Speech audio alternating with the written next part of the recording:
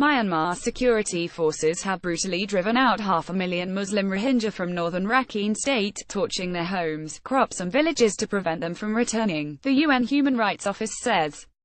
Rohingya refugees wait after crossing the NAF River from Myanmar into Bangladesh in Whaikhyang on October 9.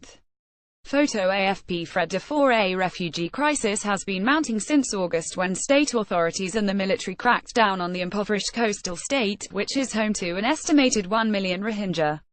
The military claimed to be fighting militant insurgents.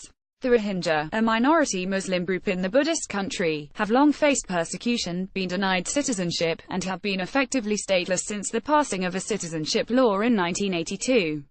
In a new report by the UN, the organization said human rights abuses were carried out by Myanmar security forces in concert with armed Buddhists in Rakhine. It highlighted a strategy to instill deep and widespread fear and trauma among the Rohingya, a minority Muslim population in a Buddhist country. In a report based on 65 interviews with Rohingya who have arrived in Bangladesh in the past month, the report said that clearance operations had begun before insurgent attacks on police posts in August and included killings, torture and rape of children. Jyoti Sangera, head of the Asia and Pacific region of the UN Human Rights Office, called on Myanmar de facto leader Aung San Suu Kyi to stop the violence and voiced fear that if the stateless Rohingya refugees return from Bangladesh they may be interned. If villages have been completely destroyed and livelihood possibilities have been destroyed, what we fear is that they may be incarcerated or detained in camps, she told a news briefing. A Rohingya refugee walks while feeding a baby after crossing the NAF River from Myanmar into Bangladesh. Photo AFP FRED DUFOUR UN High Commissioner for Human Rights Zaid Rad Al Hussein, who has described the government operations as a textbook example of ethnic cleansing, said in a statement that the actions appeared to be a cynical ploy to forcibly transfer large numbers of people without possibility of return. Credible information indicates that the Myanmar security forces purposely destroyed the property of the Rohingyas, scorched their dwellings and entire villages in northern Rakhine state, not only to drive the population out in droves but also to prevent the fleeing Rohingya victims from returning to their homes, the report said. Rohingya refugees wade after crossing the NAF River from Myanmar into Bangladesh. Photo AFP FRED DUFOUR A. It said the destruction by security forces, often joined by mobs of armed Rakhine Buddhists, of houses, fields, food stocks, crops, and livestock made the possibility of Rohingya returning to normal lives in northern Rakhine almost impossible. The campaign was well organized, coordinated and systematic and began with Rohingya men under 40 being arrested a month earlier, creating a climate of fear and intimidation.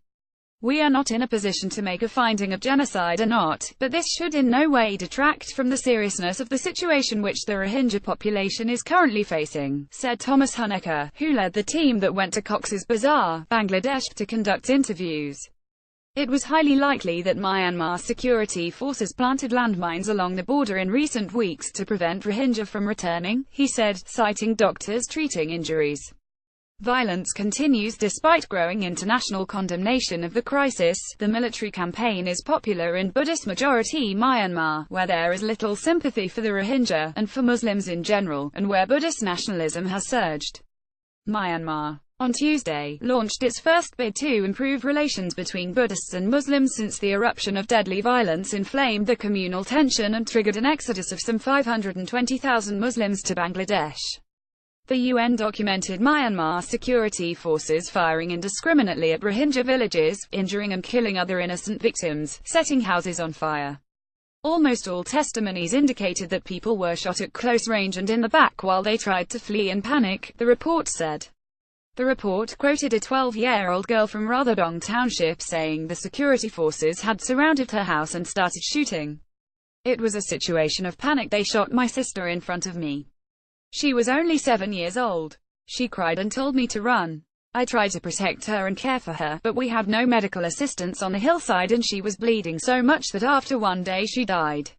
I buried her myself. The girl did not know what happened to her mother and 4 brothers, nor her father jailed a month earlier. On Wednesday, the UN said its current top official in Myanmar, Renata Lok-Esolian, would finish her nearly 4-year assignment at the end of October. Reuters RNZ